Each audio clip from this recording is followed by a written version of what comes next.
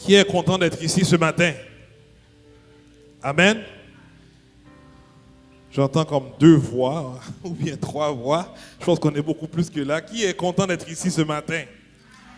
Amen. Lorsqu'on dit ici, c'est vraiment d'être dans la présence de Dieu. Et des fois, vous savez, la présence de Dieu n'est pas seulement à l'église. La présence de Dieu, elle est tout partout où est-ce que vous allez. La présence de Dieu ne vous abandonne pas. Amen. Mais par contre, la Bible dit que c'est bon que des frères et des sœurs de demeurer ensemble, de venir dans sa présence, vraiment pour vraiment, dans un premier temps, pour vraiment connecter ensemble. Pour connecter, pour être en mesure de partager l'amour que Dieu a mis en nous envers les autres, mais également pour être en mesure de les servir par rapport à leurs besoins.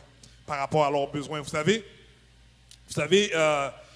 l'une des choses que j'ai compris, j'avais été dans une convention nationale dernièrement qui se faisait à Québec, et puis l'une des choses que j'ai, ça a comme un peu été une révélation pour moi, bien qu'en fait on avait l'information, vous savez, une information.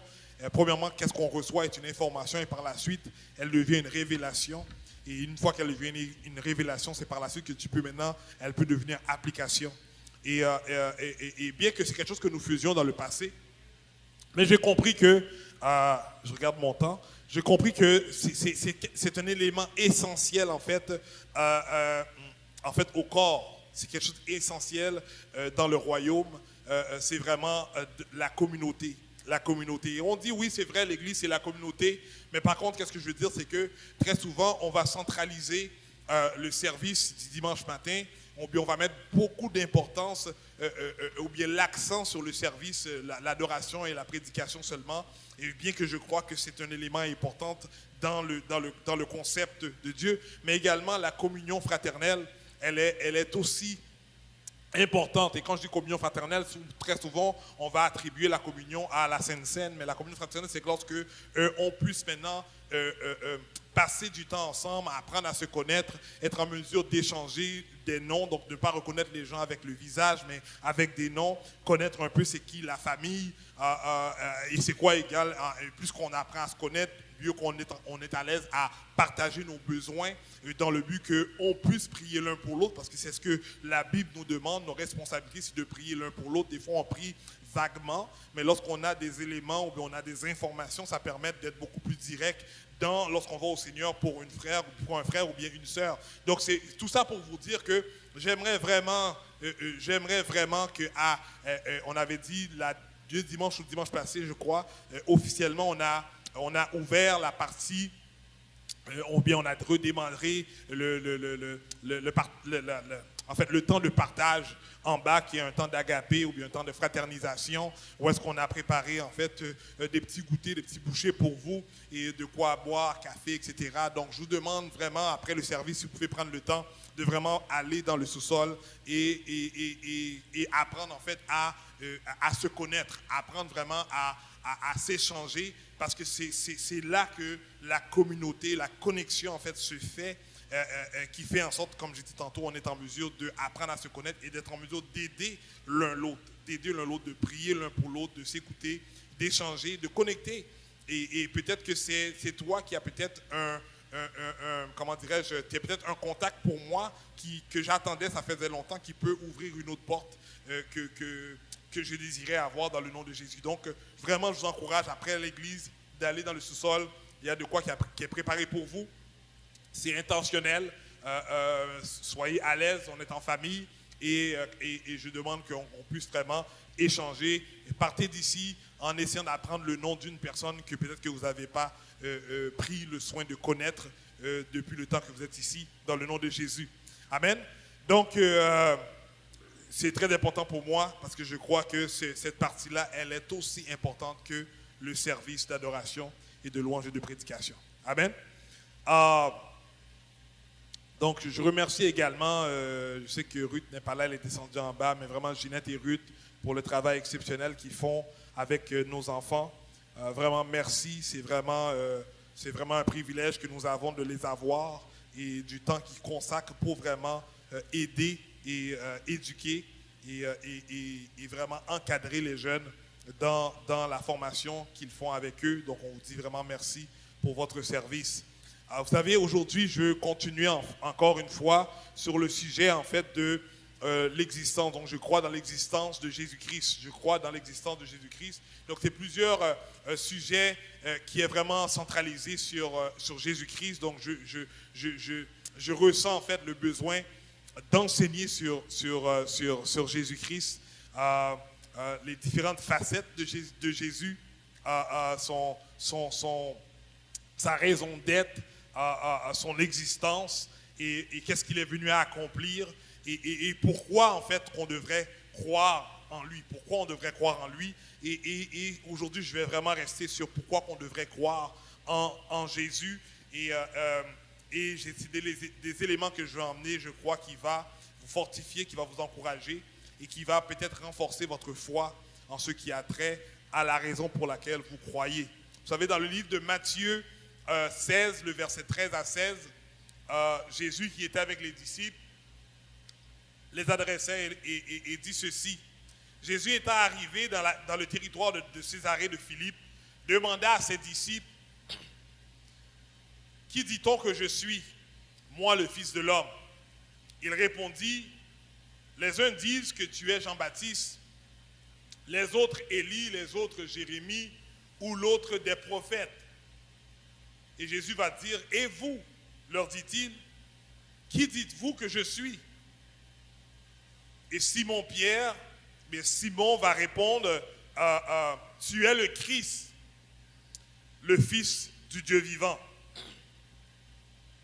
Et ici, je mets vraiment votre attention vraiment dans ce qu'il a dit ici par rapport à « Tu es le Christ ». Tu es le Christ.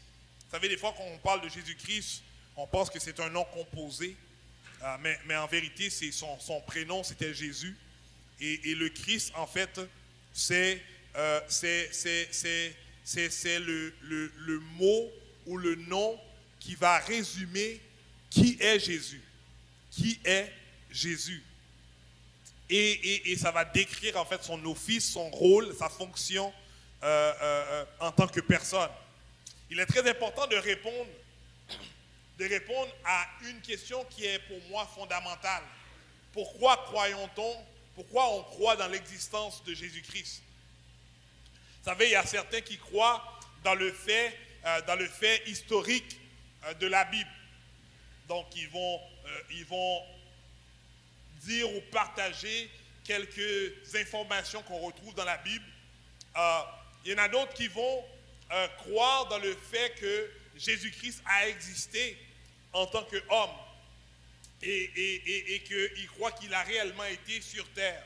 Il y en a d'autres également qui vont croire seulement, ils vont croire que Jésus-Christ fait partie en fait de l'un des listes, ou bien ils vont le rajouter dans leur liste de Dieu.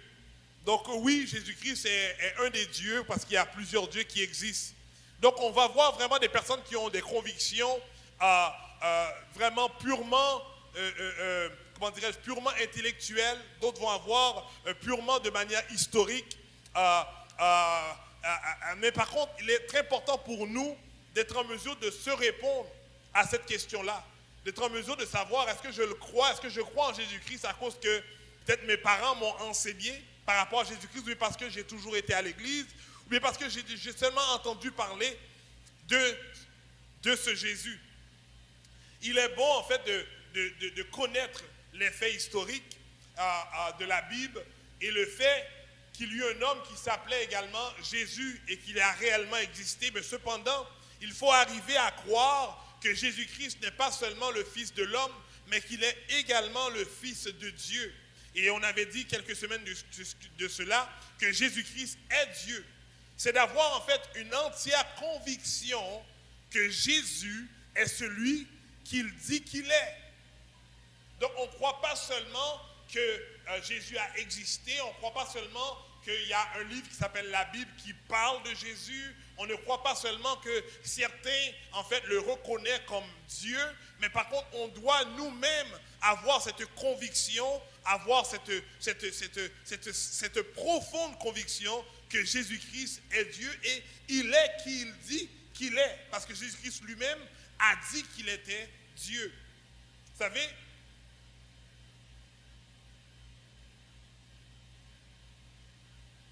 en mettant notre confiance en lui, nous rentrons en fait dans une relation personnelle et éternelle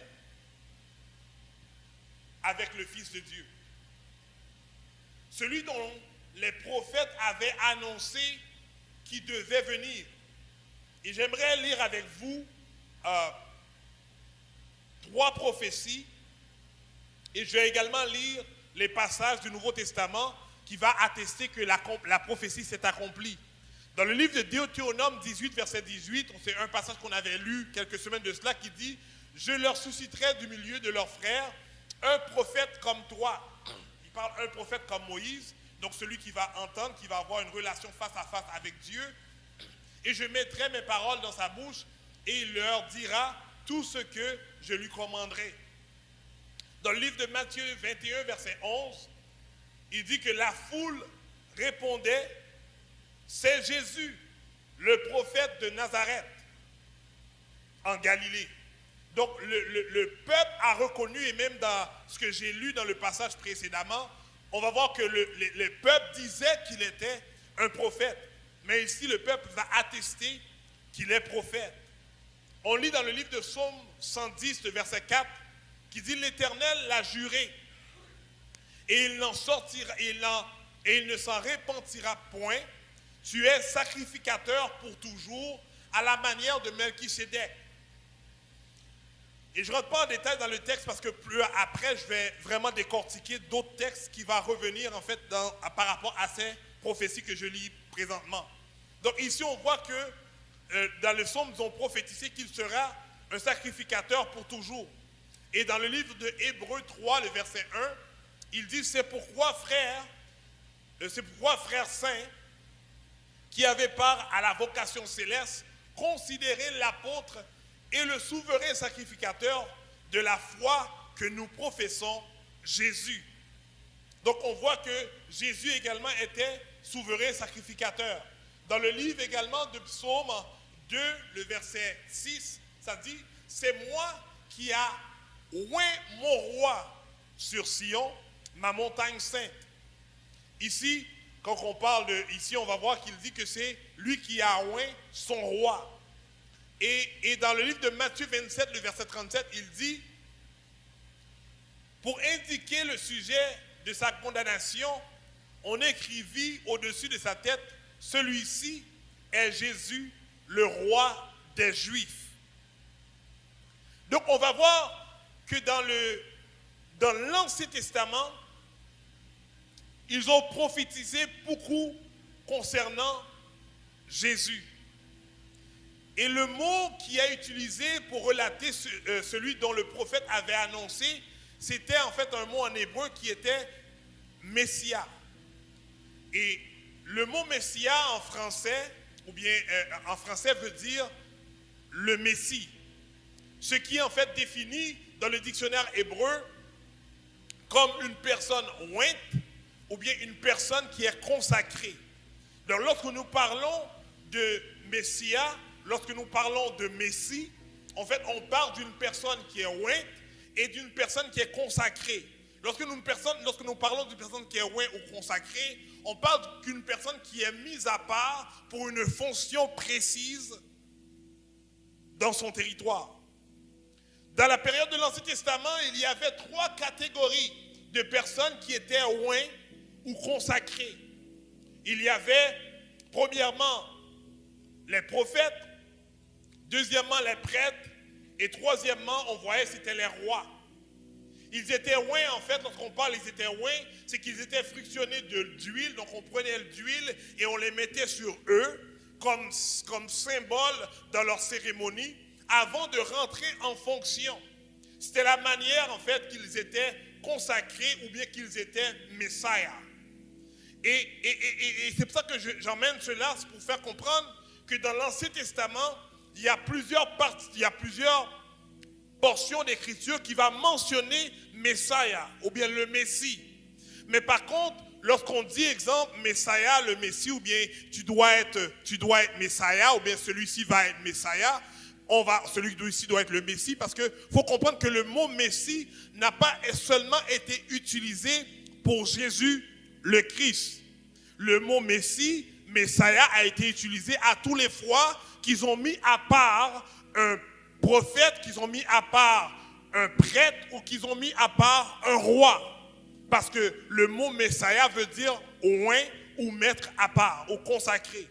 Donc par contre, dans le texte de l'Ancien Testament en hébreu, il y a des prophéties qui étaient spécifiques où est-ce qu'on mettait un pronom en avant du mot Messiah qui maintenant annonçait le prophète, le Messie qui devait venir. Donc c'est ça qui faisait la différenciation lorsque on parlait de celui qui est consacré de manière générale ou lorsqu'on parlait exactement de celui qui devait venir.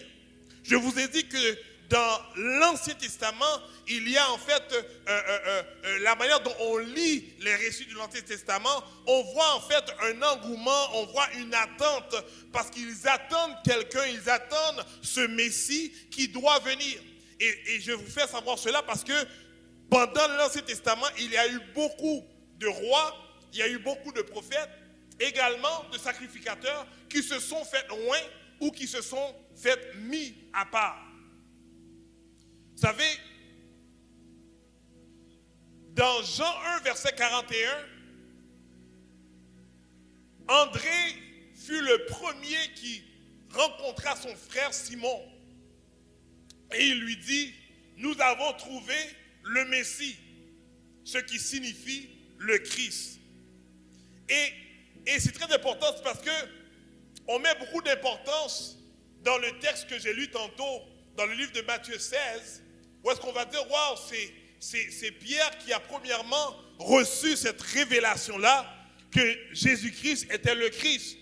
Mais lorsqu'on va lire la chronologie des Écritures, on va voir que André était celui qui a dit à Pierre qu'ils ont trouvé celui qu'on attendait, celui que les prophètes de l'Ancien Testament parlaient, celui qu'ils annonçaient qui était le Messie. Mais ici, c'est juste pour mettre beaucoup d'emphase, qu'il n'a pas dit qu'ils ont trouvé un Messie, mais il a dit j'ai trouvé le Messie. J'ai trouvé le Messie. Le Messie.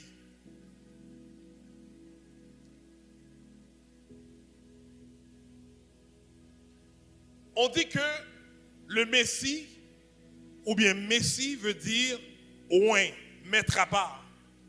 Et j'ai dit qu'il y a 3 catégories de personnes dans l'Ancien Testament qu'on mettait à part. C'était les prophètes, les prêtres et les rois.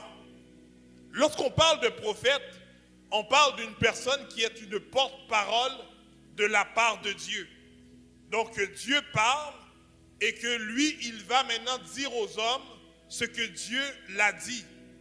Mais je vais vous faire comprendre que lorsque je dis que je crois dans l'existence de Jésus-Christ, donc Jésus, le Messie, celui dont laquelle les prophètes annonçaient, c'est-à-dire je crois que Jésus-Christ est en fait celui qui est ce Messie-là. Jésus est lui-même en fait la parole. Jésus dialoguait et disait, lorsqu'il parlait en fait à la foule, il disait, les autres vous disent que. Mais Jésus-Christ arrivait et disait, moi, par contre, je vous dis. Dans Jean 1, verset 1, il dit, pour ceux qui sont habitués avec ce passage, qui dit, au commencement était la parole, et la parole était avec Dieu. Mais il va terminer pour dire que la parole était Dieu. Et si on continue à lire ce prologue, ça va nous faire comprendre que cette parole, elle est devenue chair, elle a habité parmi nous, etc. Donc on voit qu'elle fait une relation directe entre la parole et Jésus. Donc on voit que la parole qui devait être annoncée avant par les prophètes, on va comprendre que maintenant cette parole, elle est Jésus-Christ lui-même qui maintenant est en mesure de parler de la part de lui-même à son peuple. On va voir également dans le livre dans Hébreux 1, verset 1 à 2, qui dit, après avoir autrefois, à plusieurs reprises et à plusieurs manières, parlé à nos pères par les prophètes, Dieu, dans ces derniers temps, nous a parlé par le Fils, qu'il a établi héritier de toutes choses, par lequel il a aussi créé le monde. Donc on voit que Jésus-Christ, que les disciples et que le peuple ont reconnu l'office de prophète en Jésus-Christ, qui était en fait l'office de celui qui est oint, l'office de celui qui est mis à part pour sa fonction sur la terre. Et je vous ai dit que Jésus-Christ lui-même était en mesure de dire que ce n'est pas Dieu qui parle, mais il va dire que lui-même, voici ce qu'il dit pour enseigner au peuple. Quand on parle deuxièmement des prêtres, le prêtre c'est quoi? Le sacrificateur, c'est en fait un médiateur entre les hommes et Dieu. C'est celui qui va être le représentant, qui va aller devant Dieu pour présenter quelque chose ou bien pour demander quelque chose. Et on va voir que Jésus-Christ lui-même sur la terre, il a affirmé qu'il est le chemin, la vérité et la vie. Il va même aller au-delà pour dire que nul ne peut venir au Père que par lui. Donc il fait savoir que maintenant, tu n'as pas besoin d'un homme qui va faire ce médiateur entre toi et Dieu, mais il dit, je suis maintenant ce sacrificateur qui va me tenir devant mon Père dans le but maintenant d'être d'être ce médiateur qui va parler en ta faveur, qui va demander des choses pour toi dans le but que tu puisses bien fonctionner. Dans le livre de 1 Timothée 2, verset 5, il dit, car il y a un seul Dieu et aussi un seul médiateur entre Dieu et les hommes, Jésus-Christ, homme. Dans le livre de Hébreux 2, versets 17 et 18, il dit, en conséquence, il a dû être rendu semblable en toutes choses à ses frères, afin qu'il fût un souverain sacrificateur, miséricordieux et fidèle dans le service de Dieu, pour faire l'expiation des péchés du peuple, car ayant été tenté lui-même dans ce qu'il a souffert, il peut secourir ceux qui sont tentés. Dans le livre maintenant de Hébreux 5, le verset 5, le verset 10 va dire, Dieu l'ayant déclaré souverain sacrificateur selon l'ordre de Melchisédek. Donc on voit que Jésus-Christ a été non seulement prophétisé, qu'il serait prophète et qu'il serait prêtre, mais on va voir que Jésus-Christ lui-même va attester et par la suite, la Bible continue à enseigner que Jésus-Christ a bien joué le rôle ou cet office-là quand on l'appelle le Christ, qui est celui qui est oint, celui qui est mis à part, celui qui est consacré pour faire l'œuvre de Dieu. Maintenant, on va voir également par rapport au roi. Le roi, c'est celui en fait qui a la responsabilité civile. Lorsque les gens ont demandé à Jésus, ou bien lorsque au moment donné que Jésus-Christ était mis, en fait, on l'avait arrêté et on l'avait emmené pour qu'il puisse être questionné avant qu'on puisse l'accuser, avant qu'on puisse en fait le condamner. On va voir que celui qui était devant lui le regardait et il a également demandé, est-ce que tu es réellement le roi des Juifs? Et Jésus-Christ a répondu, oui, je le suis, ou bien tu l'as dit. Vous voyez dans le livre d'Apocalypse 11, de verset 15, il dit, le 7e ange sonna de la trompette et il eut dans le ciel des fortes voix qui disaient, le royaume du monde est remis à notre Seigneur et à son Christ. Et il régnera au siècle des siècles. Dans le livre d'Éphésiens 4, verset 15, il dit, mais que professant la vérité dans la charité, nous croisions à tout écart à celui qui est le chef, le Christ. Quand on parle de chef, celui qui gouverne, le Christ. Donc on va voir que non seulement l'Ancien Testament a prophétisé cela, mais on va lire également dans le Nouveau Testament que Jésus-Christ est réellement cela. J'aimerais lire également, et je lis beaucoup de passages parce que j'aimerais que cela soit ancré et qu'on a des convictions basées sur les Écritures.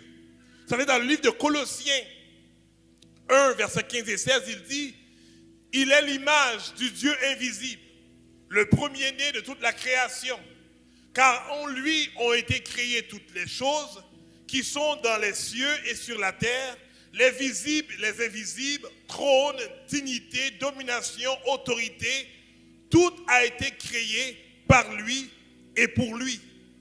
Donc je comprends que lorsque je parle de Jésus-Christ ou je crois dans l'existence de Jésus-Christ, que je crois que Jésus-Christ est Dieu, c'est que Jésus-Christ a toute, lorsqu'on dit que Jésus-Christ a toute autorité, toute capacité, il a le plein potentiel en Dieu, c'est parce que je crois qu'il a été créé, en fait que Dieu est venu sous la forme d'un homme, il a été incarné sur la terre, et maintenant il délègue sa domination, il applique son autorité sur la terre, et il fait en sorte qu'il dit qu'il est ici dans le but que les gens qui sont perdus puissent le retrouver, puissent l'accepter comme sauveur et Seigneur dans leur vie. Donc je crois que lorsque je crois que Jésus-Christ est Dieu, je crois dans l'existence de Jésus-Christ, je crois qu'il est en fait égal à Dieu le Père et au Saint-Esprit, je réalise que ce Jésus est en réalité en contrôle dans toutes choses. Il est en contrôle dans toutes choses parce que aujourd'hui j'ai été en mesure d'élaborer pour vous démontrer qu'il est un prophète. Et lorsqu'on comprend le concept du prophète, c'est que Jésus-Christ lui-même est en mesure de déclarer des paroles sur vous par rapport à ce qu'il s'attend de vous. C'est que Jésus-Christ est en mesure de prononcer une parole sur vous, par rapport à ce que vous désirez. C'est que Jésus-Christ est en mesure de dire quelque chose, et comme le texte dit, il le dit et elle existe. Donc, aujourd'hui, je comprends que lorsque je crois dans l'existence de Jésus-Christ, et parce que je comprends que Jésus-Christ a été en fait oint, a été mis à part, et maintenant est descendu sur la terre, dans le but maintenant de venir sauver l'humanité, et qu'on puisse hériter maintenant de ce que Jésus-Christ a laissé pour nous, c'est que nous devenons maintenant enfants de Dieu, mais on croit que ce Jésus maintenant continue et était et sera et éternellement ce prophète qui peut maintenant dire des choses sur nous. Vous savez, des fois, on a tendance à vouloir attendre qu'une personne nous dise quelque chose. Des fois, on a tendance à vouloir peut-être aller dans des sessions prophétiques parce qu'on croit que c'est seulement là que Dieu peut maintenant nous dire quelque chose. Et oui, Dieu peut parler au travers quelqu'un d'autre pour communiquer avec vous, mais j'essaie de vous faire comprendre que ce Jésus que vous croyez, il est prophète, donc il est en mesure de déclarer quelque chose sur vous et que cette chose-là puisse se concrétiser. Vous savez, on dit que le test que nous donnons à un prophète pour savoir s'il est réellement prophète, c'est en examinant ce qu'il dit pour voir est-ce que ce qu'il a dit, ce qu'il a prédit va se concrétiser. Et il n'y a personne ici, même lorsqu'ils ne sont pas croyants, qui va lire maintenant les Écritures, qui vont lire maintenant l'Écriture dans un contexte historique et non de foi, vont être en mesure d'attester pour dire oui, Jésus-Christ avait dit ceci et cela est réellement arrivé. Donc aujourd'hui, j'aimerais vous faire comprendre que lorsque nous disons que je crois dans l'existence de Jésus-Christ, c'est parce que je crois dans l'existence de ce Dieu qui a été mis à part et maintenant qui est venu pour moi dans le but de m'aider à chaque moment de ma vie. Donc je dois également croire que ce Jésus-là est encore ce prophète qui peut prophétiser dans ma vie afin que les circonstances de ma vie peuvent changer de direction pour aller dans la direction de laquelle Dieu appelle que ma vie puisse aller. Donc aujourd'hui, je veux vous dire que lorsque je dis je crois en Jésus, c'est que je crois en ce Jésus prophète qui peut déclarer des choses sur ma vie. Je crois également qu'il est ce souverain sacrificateur, qu'il est en fait celui qui devient ce médiateur qui se tient devant le Père. Et Jésus-Christ l'a démontré depuis dans son vécu lorsqu'il a commencé à dire à ses disciples, il faut que je m'en aille, mais par contre je vais prier pour vous. Et il commençait à prier, il dit, Père, de même manière que moi et toi, nous sommes un, ma prière c'est que mes disciples et moi, nous puissions également être un et que eux autres avec toi puissent être un. Donc on voit que Dieu a commencé déjà à être ce médiateur depuis sur la terre et je vous affirme qu'il est encore ce médiateur. Il est celui qui se tient près du Père et qui parle de notre part pouvoir qui maintenant va commencer à plaidoyer pour nous, qui va commencer maintenant à engager le Père pour nous, pour dire que j'ai été jusqu'à la croix pour mes enfants, j'ai été jusqu'à la croix pour ceux qui croient en moi. Père, tu dois agir en leur faveur parce que notre Père est encore ce souverain sacrificateur qui vit éternellement dans le ciel. Vous savez, il a été tenté lui-même en toutes choses.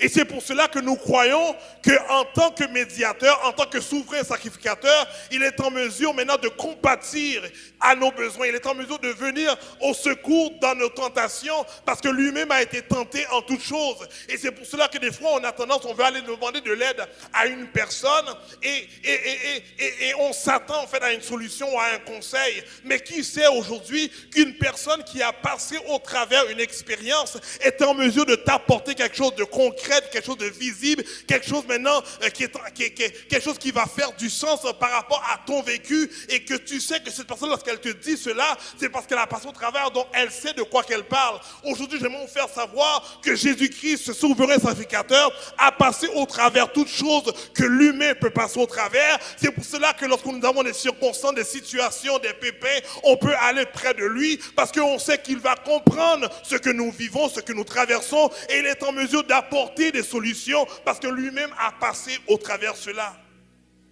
On croit que Jésus-Christ est prophète.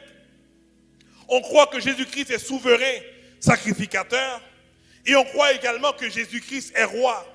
Lorsqu'on parle de ces trois offices messianiques, très souvent on va dire que Jésus-Christ a joué en fait sur la terre lorsqu'il est venu sur terre. Il a joué les deux offices, celui du prophète et celui du souverain sacrificateur, mais par contre, il n'a pas joué l'office de roi sur la terre. Bien qu'on l'a reconnu comme roi, mais il n'a pas joué cet office de roi sur la terre. La Bible nous fait savoir que c'est lorsque Jésus-Christ va revenir à sa deuxième venue, et c'est lorsqu'il va venir en tant que roi pour vraiment dominer et régner sur la terre.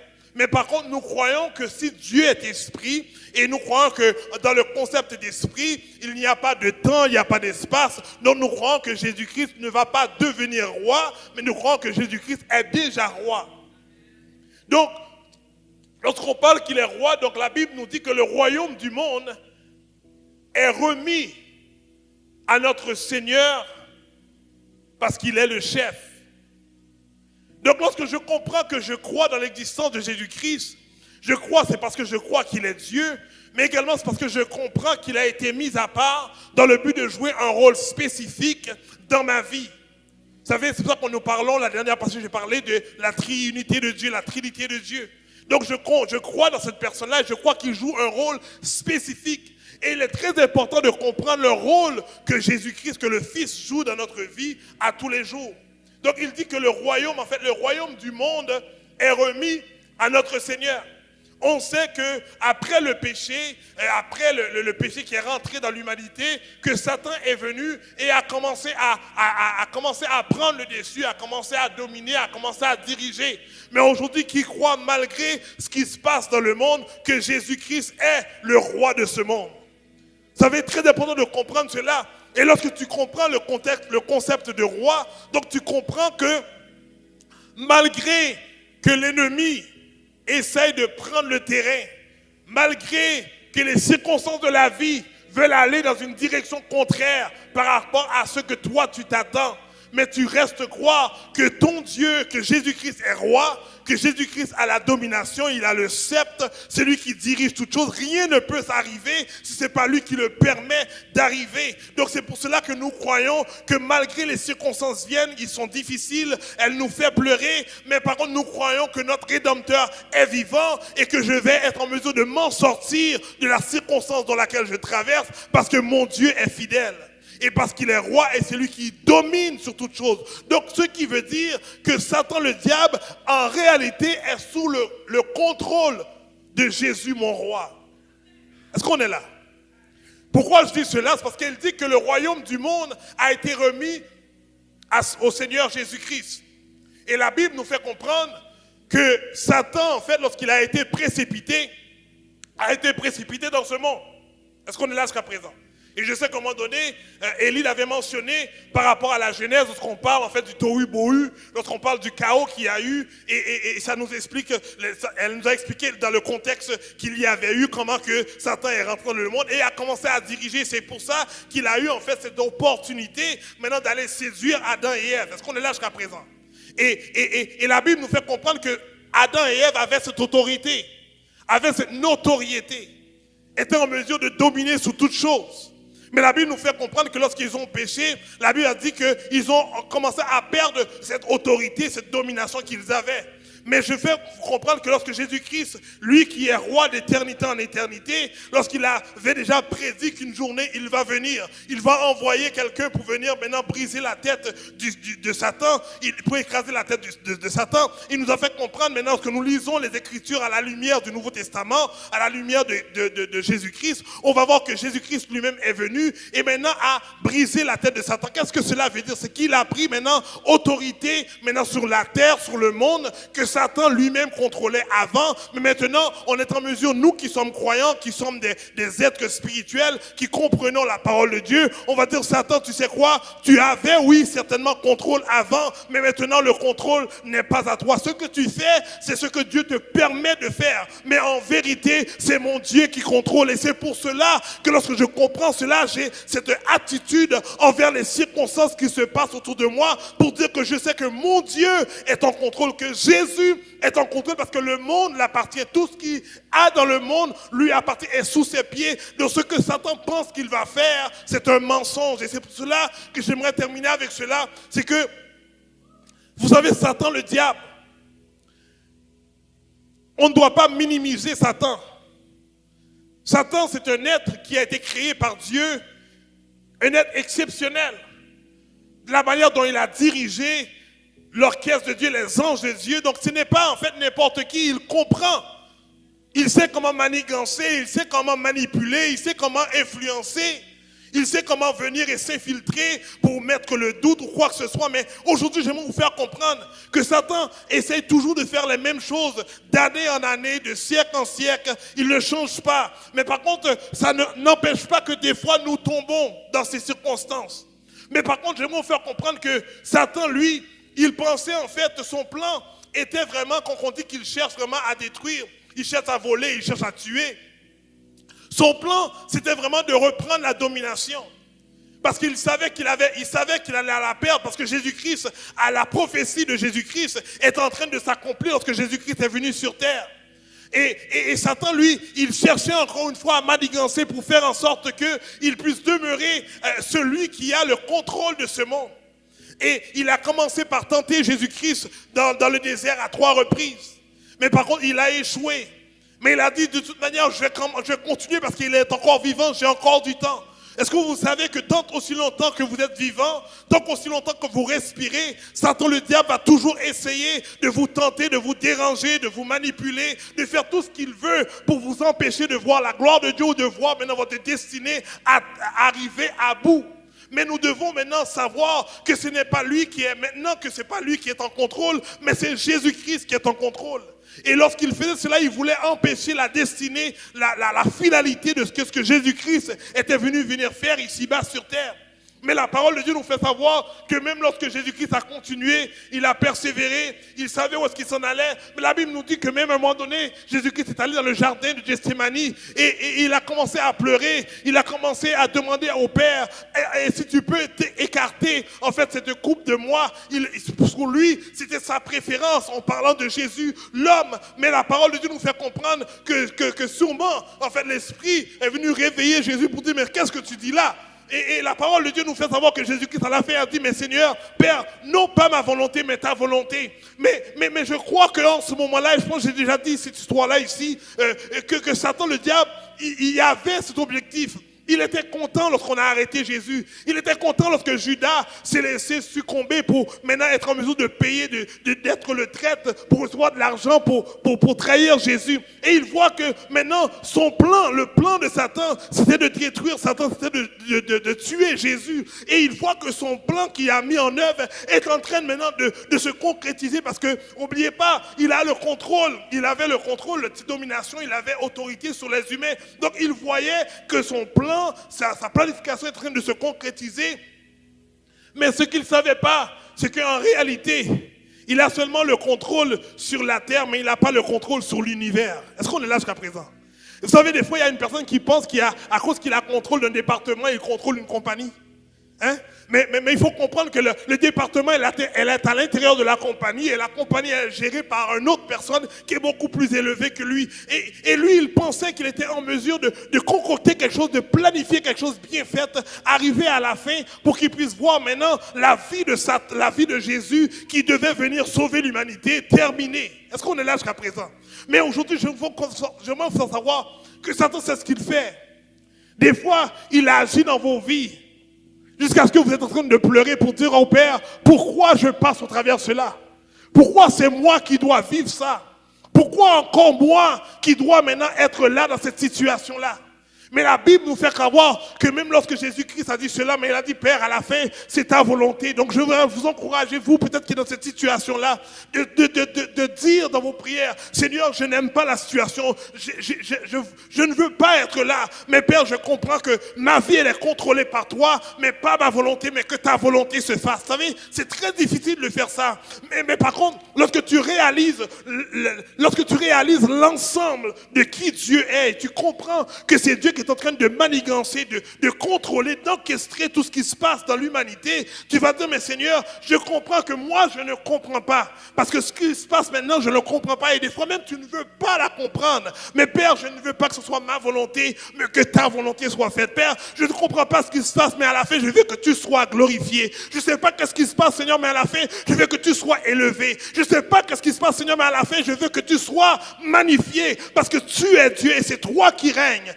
Et pendant qu'il pense qu'il va terminer avec la vie de Jésus-Christ, on dit il a pris des fouets, il a pris des crachats, il a pris des bousculades, on l'a donné en fait un long croix à porter, et il saignait. Et des fois on est comme ça, mais des fois on pense que en tant que chrétien, on n'a pas à vivre des difficultés, on n'a pas à vivre des fardeaux lourds, on n'a pas à traverser des moments difficiles. Mais si Jésus-Christ lui-même a passé au travers des moments difficiles, des moments incompréhensibles, qui sommes-nous pour ne pas passer au travers de ces difficultés-là ou ces moments-là? Mais une chose est certaine, c'est que le début, mais ce n'est pas la finalité. Mais lorsque Jésus-Christ est en train de passer au travers de cela, la Bible nous fait comprendre qu'il est parti comme un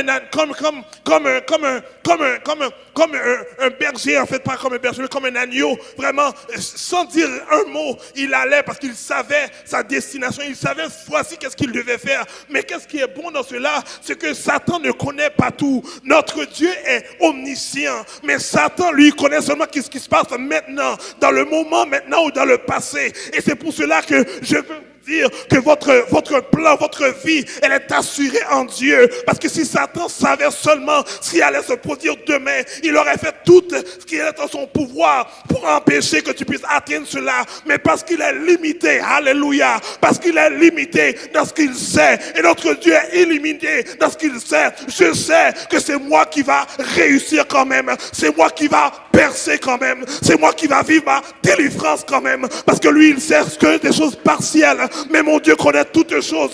Donc je veux reposer maintenant ma vie en Dieu, en celui qui connaît toutes choses. Donc Jésus savait ce qui allait se produire, mais Satan pensait que la finalité c'était à la croix, la finalité c'était le sang qui allait vider, la finalité c'était le marque de clou, la finalité c'est que lui serait pendu sur une croix. Et voici il a été à tel point qu'à la fin Jésus-Christ a dit tout est accompli. Mais lorsqu'il a dit tout est accompli, Satan est en train de se réjouir parce qu'il dit wow, j'ai tué le Fils de Dieu. Vous savez que Satan savait qu'il était le Fils de Dieu, parce que lorsque Jésus-Christ était apparu devant maintenant cet esprit qui s'appelait Légion, l'esprit a dit mais que veux-tu? Qu'est-ce que veux-tu faire avant ton temps, Fils de Dieu? Pourquoi viens-tu me tourmenter? Donc Satan savait qu'il était le Fils de Dieu. Satan savait qu'il était Dieu lui-même et il pensait qu'il était en mesure de tuer Dieu. Et c'est pour cela que moi je suis contre cette théologie qui va décrire que Dieu était mort pendant 3 jours. Mon Dieu n'a jamais été mort, mais il est tout le temps vivant. Quand tu penses que je suis mort, et 3 jours après, tu vas voir un résultat contraire. Quand tu penses que tu m'as atteint, que je ne pourrais pas maintenant me relever, tu vas voir une situation contraire. Quand tu penses que tu m'as donné une mauvaise nouvelle et cette nouvelle va me porter à aller, tu vas voir la situation va être différente de ce qui est venu. Mais Jésus-Christ a été jusqu'à la croix, est tombé, il est mort, il a été crucifié. Mais la Bible nous dit qu'après 3 jours, alléluia, après 3 jours, il s'est ressuscité. Alléluia, après 3 jours, il s'est ressuscité. Alléluia, il a confondu, alléluia, le diable lui-même. Aujourd'hui, je déclare dans ta vie que tu confonds le diable lui-même, que tu confonds les esprits ancestrales, que tu confonds les esprits familiales, que tu confonds ceux qui te veulent le mal. Il faut voir que c'est le bien qui t'arrive dans le nom de Jésus-Christ. Aujourd'hui, je veux vous comprendre que lorsque je crois dans l'existence de Jésus-Christ, c'est parce que je crois qu'il est en contrôle de tout. Et c'est pour ça que je lui remets ma vie, je remets ma famille, je remets ma femme, je remets mes enfants, je remets l'église, je remets mon travail, je remets mon éducation, je remets mes biens, je remets tout à Dieu parce que je crois qu'il est celui qui est en contrôle. Si on regarde seulement par la vue, on risque d'être déçu. Et dans notre déception, on risque d'abandonner. On risque de laisser tomber. Mais aujourd'hui, je suis venu pour encourager une personne peut-être qui voulait laisser tomber, pour faire savoir qu'après 3 jours, les gens auraient pu laisser tomber. Mais Jésus-Christ aurait pu laisser tomber. Mais il a dit non, il faut que je me ressuscite quand même. Il faut que je me relève quand même.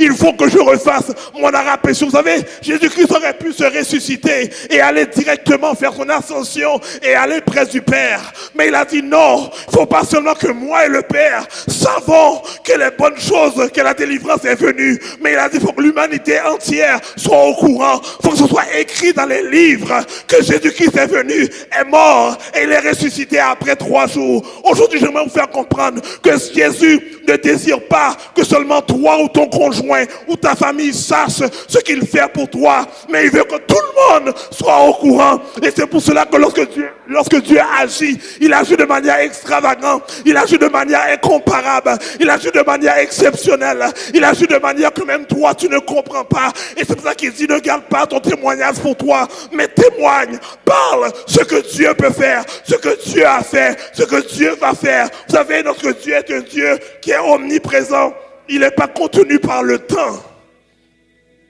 Donc on doit apprendre à déclarer ce que Jésus-Christ a fait pour nous. On doit apprendre à partager ce que Jésus-Christ a fait pour nous. Vous savez, il y a une personne, je ne vais pas le dire, peut-être qu'elle va vouloir le témoigner elle-même. Mais ça fait 3 ans, 2 ans ou 3 ans qu'on prie pour sa situation.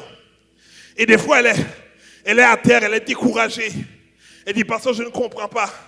Je ne sais pas pourquoi les choses ne changent pas. Je ne sais pas comment ça se fait que je n'ai pas de nouvelles. Elle s'inquiète. Elle s'inquiète, c'est dans un contexte d'immigration. Elle dit, on m'a déjà refusé, mais je ne sais pas pourquoi. Et j'essaie, je remets le dossier. Je demande aux personnes de reprendre le dossier, mais j'ai pas de nouvelles. Mais aujourd'hui, j'aimerais vous faire comprendre. Garde ta confiance en Dieu. Quand Satan pense qu'il a joué un coup, c'est là qu'il va voir comment que Dieu intervient. Alléluia, pour faire son coup. Et parce que tu n'es pas sous la domination de Satan, mais tu es sous la domination de Dieu. Tu n'es pas sous l'autorité de Satan, mais tu es sous l'autorité de Dieu. Tu n'es pas sous le contrôle de Satan, mais tu es sous le contrôle de Dieu. Donc si tu es sous le contrôle de Dieu et que Satan lui-même n'a pas pu maintenant décontrôler Jésus-Christ qui était Dieu, combien faut-il de fois qu'il est en mesure aujourd'hui de décontrôler ta vie que tu es appelé enfant de Dieu. Aujourd'hui, je déclare que je suis enfant de Dieu. Je déclare que je je suis enfant de Dieu. Je déclare que je suis enfant de Dieu. Vous savez, lorsque je déclare cela, je déclare à Satan que tu ne peux rien faire. Si tu veux m'atteindre, va voir le Père. Si tu veux m'atteindre, va voir le Fils. Si tu veux m'atteindre, va voir le Saint-Esprit. Mais sachant qu'il a essayé à maintes reprises, il n'a pas été en mesure. Je sais aujourd'hui pertinemment que s'il essaie encore 10 000 fois, il ne peut pas m'atteindre parce que l'Éternel que je sers est beaucoup plus puissant que Satan lui-même. Oh oui, je crois dans l'existence de Jésus-Christ. Je crois que ce que la Bible a dit, je crois que ce que Jésus-Christ a dit, c'est oui et amen. Je ne dépends pas sur une opinion d'homme, mais je dépends sur qu'est-ce que la Bible me dit. Vous savez, on doit arriver à un stade où est-ce que même les nouvelles ou les informations que nous recevons doivent être filtrées au travers le Saint-Esprit pour être en mesure de savoir est-ce que j'accepte ou je refuse. Est-ce qu'on est là?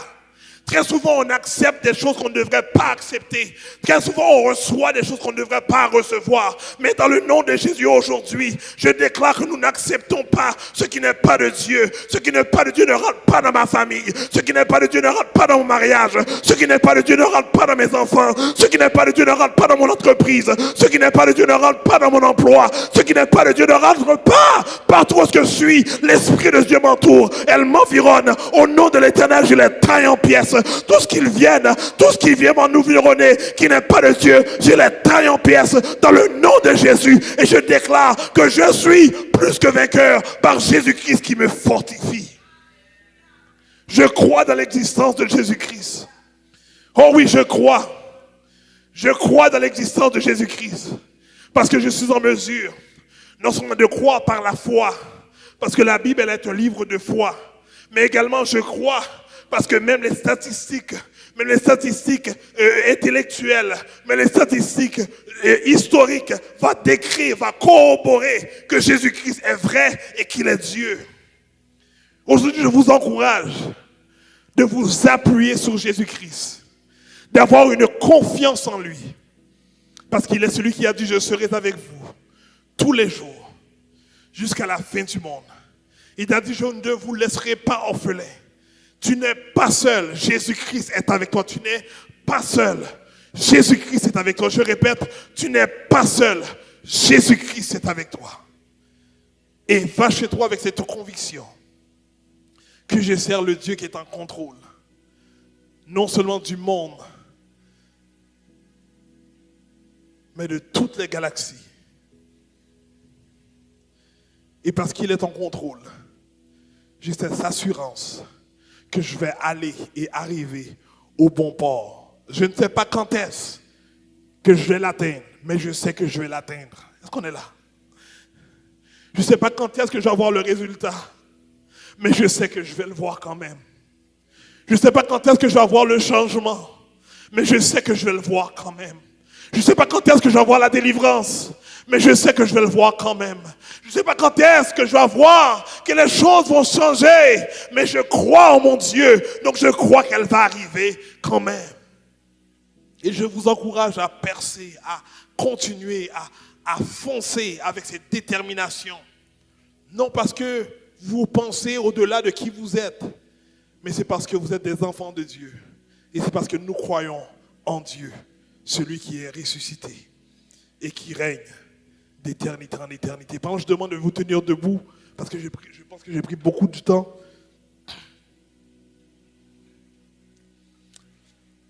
Merci à tout le monde qui nous écoute, que Dieu vraiment vous bénisse, que la faveur de Dieu puisse vous accompagner, vous aider, qu'elle puisse vous renforcer, qu'elle puisse vous aider à vous tenir debout.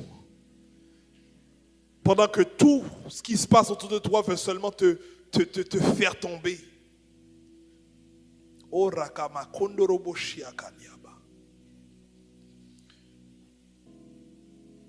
Je sens qu'il y a des situations, des gens ici qui ont une conviction en Dieu, que Dieu me dit, je suis en train de changer la situation en ce moment. Mets ta confiance en Dieu. Mets ta foi en lui. Parce que c'est lui qui peut le faire. Mais il dit, il est en train d'agir en ce moment. Une situation qui paraissait impossible pour toi. Dieu me dit de te dire qu'il est en train de le faire maintenant. Ô Père, je prie dans le nom de Jésus. Père, parce que nous croyons que tu es ce prophète qui peut déclarer des choses. Père, je prie dans le nom de Jésus, déclare les paroles, les paroles pour moi dans ma vie dans le nom de Jésus. Père, je prie que tu puisses déclarer des paroles dans la vie de ton peuple. Père, permets qu'ils puissent entendre ta voix. Père, dans le nom de Jésus, je prie, Père, que lorsqu'ils lisent leur Bible, Père, de ton Père, que ta parole vivante puisse les révéler, Père, qui tu es, Père, et puisse ancrer en eux, Père, et les donner ce courage qu'ils n'ont pas, dans le nom de Jésus. Père, je prie, Père, que ta parole qui est vie puisse se manifester, plus qu'ils la lisent, plus qu'ils la méditent, Père, puisse se manifester dans leur vie, dans le nom de Jésus. Ô Père, je prie que tu puisses nous aider, Père, à croire en toi dans la dimension dans laquelle tu nous demandes de croire en toi. Cette dimension qui nous fait savoir que tu es un Dieu illimité. Père, je prie, Père, que tu puisses augmenter notre foi.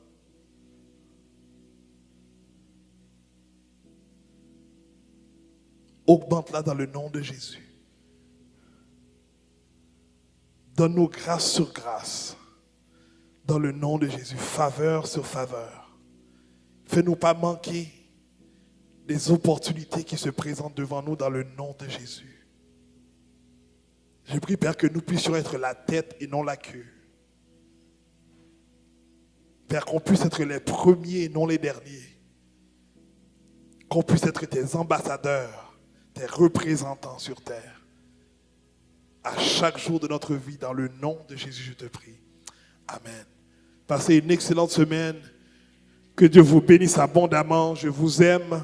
Dans le nom de Jésus-Christ, vous écoutez le Centre de Résurrection, un endroit qui donne la capacité à tout le monde d'aimer, connecter et de servir. N'oubliez pas, on vous attend dans le sous-sol pour qu'on puisse se fraterniser ensemble, passer du temps ensemble, apprendre à se connaître, afin qu'on puisse s'aider l'un l'autre dans le nom de Jésus. Je vous aime, passez une excellente semaine. On se voit dimanche de voulant.